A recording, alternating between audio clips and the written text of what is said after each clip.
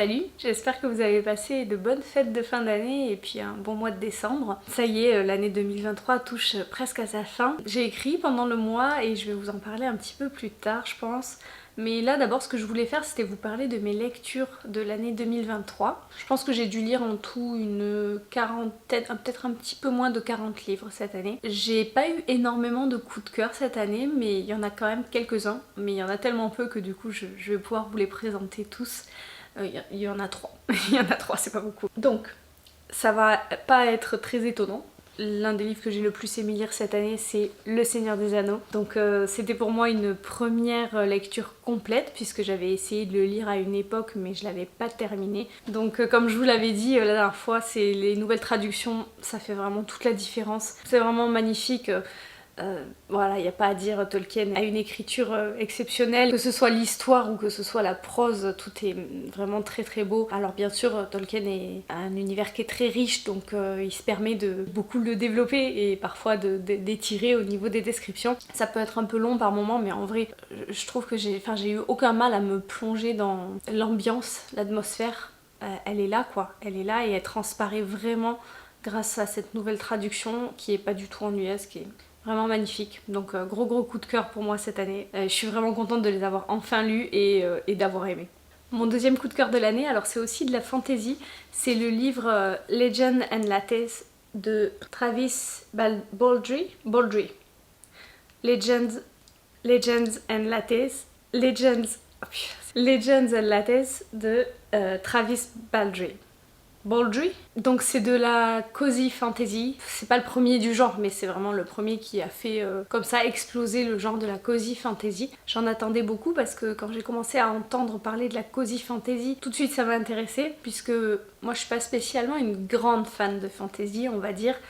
Même si évidemment, voilà, Le Seigneur des Anneaux j'adore, Harry Potter j'adore. Mes meilleures lectures et mes plus grandes lectures c'est de la fantasy, mais après je consomme pas spécialement beaucoup de fantasy. En fait le fait que ce soit de la fantasy ça suffit pas à me donner envie, il faut qu'il y ait un petit truc en plus. Et puis aussi en général c'est quand même des histoires assez sombres. Et moi maintenant ce que je recherche le plus c'est du feel good, hein, c'est des lectures qui font du bien. Quand j'ai commencé à entendre parler de cozy fantasy, là ça m'a intéressée parce que je me suis dit ouais ça peut être un truc qui me plaît. Parce que ce que j'aime dans la fantasy, c'est plutôt les hobbits dans leur chaumière qui font des banquets. Et un peu tout cet univers-là me parle vachement. Donc voilà, j'étais tout de suite curieuse de ça et j'ai pas été déçue. Donc je l'avais acheté en VO, donc je l'ai lu en VO. Je sais que maintenant il est sorti en version française, donc je vous le conseille hein, si vous l'avez pas encore lu. Donc c'est l'histoire d'une orque barbare qui décide d'arrêter en fait, qui a juste envie de vivre sa vie paisiblement. Et du coup elle se rend dans cette petite ville où elle décide d'ouvrir un café. Et voilà, on va suivre en fait tout son cheminement, toute son histoire de comment elle trouve son café, comment elle le rénove, comment elle commence à faire les premiers cafés. Dans la ville où elle va, les gens ne connaissent pas encore le café et du coup elle va leur faire découvrir. Évidemment elle va faire des rencontres d'autres personnages. Il va y avoir ce petit rat pâtissier qui va venir aider, une autre démon qui va venir aussi aider au service. Sur le principe de la cozy fantasy, donc il n'y a pas beaucoup de gros enjeux, il y a quand même une petite histoire avec une mafia, etc. Mais ça reste vraiment axé sur le plaisir des sens, toutes les descriptions de l'odeur du café, des pâtisseries.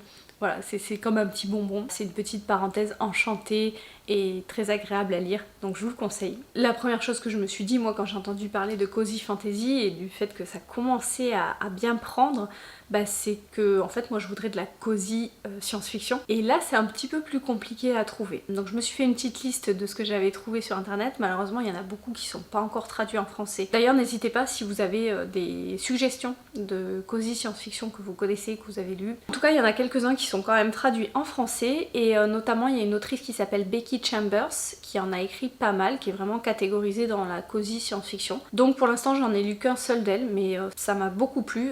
C'est Un psaume pour les recyclés sauvages qui est sorti cette année. Je l'ai lu en numérique et c'était une lecture super, en plus c'est une petite lecture, alors pour le coup ça se lit très très vite et c'est tout mignon. Ça se passe dans le futur et on suit un personnage qui fait une genre de reconversion professionnelle et qui va donc devenir, pas barista ambulant parce que c'est pas du café qui sert, c'est plutôt du thé. Ces personnes qui font avec leurs petites roulottes, qui se déplacent de village en village pour servir le thé aux gens, c'est un peu quelque chose de très spirituel en fait. Il va faire un thé spécialement pour la personne selon ses besoins et il va y avoir toute une discussion ou pas avec la personne. Donc il joue un peu comme un rôle à la fois de prêtre mais aussi en quelque sorte il fait aussi de la psychologie. C'est un peu ça son métier, c'est un petit peu compliqué à expliquer parce qu'il y a tout un univers qui est bien construit autour de ça, notamment au niveau de la spiritualité de ce futur là. Donc en fait par le passé il y a eu une espèce de scission entre les robots et les êtres humains.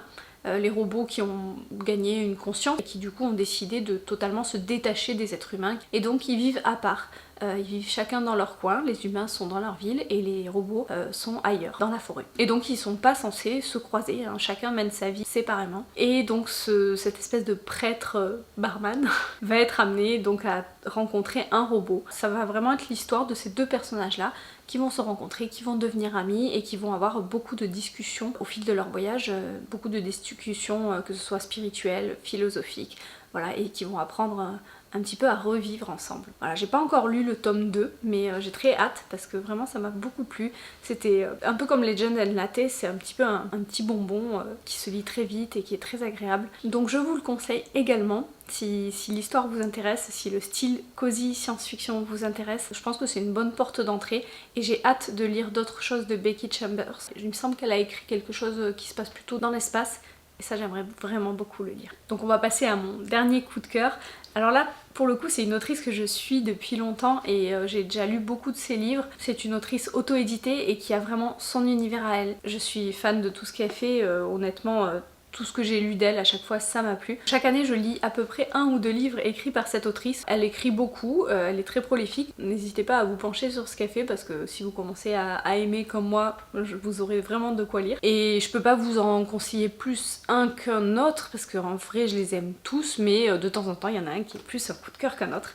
Et cette année, c'était L'ombre dans la pluie, donc de Rosanne Iliano. C'est de la urban fantasy, du coup c'est plutôt une histoire d'exorcisme avec donc son personnage un peu iconique à Rosanne Iliano qui est Oxide, qui est un clairvoyant, donc qui a des pouvoirs magiques et qui est aussi exorciste. Et il va s'allier avec un de ses amis exorcistes qui est également prêtre et tous les deux vont essayer de sauver une femme qui est possédée. Et pour ça ils vont devoir aller à Rome, donc il y a toute une histoire autour du Vatican, des prêtres, de l'exorcisme. Donc voilà, il y a de la magie, il y a des histoires de démons, de possession, il y a de l'action, il y a des prêtres sexy. J'ai juste adoré, mais j'ai adoré parce qu'il y a ce personnage d'Oxide qui est un peu emblématique de l'écriture de Rosanne Iliano puisque c'est un personnage qui revient dans plusieurs de ses livres. Et là, le récit est vraiment centré sur lui. Donc c'était un plaisir de le découvrir. Et il y a plein de choses qui arrivent en 2024 de Rosanne Iliano. Je suis ça de très près et j'ai vraiment hâte de voir ce qu'elle va sortir de nouveau, sachant que j'ai encore toute une pile à lire de ses livres. Je crois que j'en ai 2 ou 3 encore de retard. 3 ou 4 même, je pense. Bref, voilà, donc tout ça c'était mes coups de cœur lecture. Et on se retrouve un petit peu plus tard pour parler d'autres choses, hein.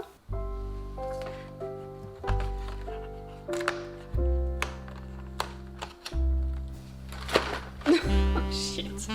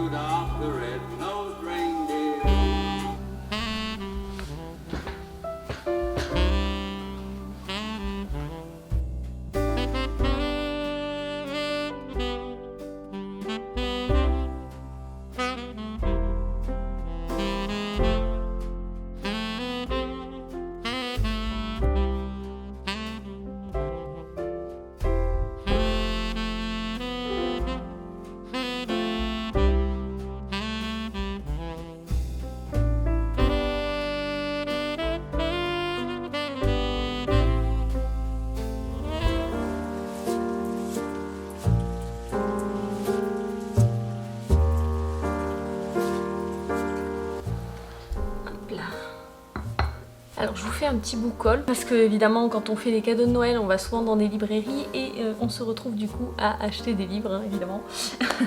Donc voilà mon petit book haul de fin d'année. Donc on a Tant que le café est encore chaud de Toshikazu Kawaguchi. Voilà, c'est très court. Il a eu beaucoup de bons retours donc je pense que ça va être très sympathique à lire. Ça fait assez longtemps que j'ai pas lu de roman japonais donc j'ai un peu hâte de le lire. Ensuite j'ai pris celui-ci pour un instant d'éternité de Gilles Gardinier. Alors c'est pas spécialement ce que je lis d'habitude, hein, cet auteur-là, j'ai lu aucun de ses livres.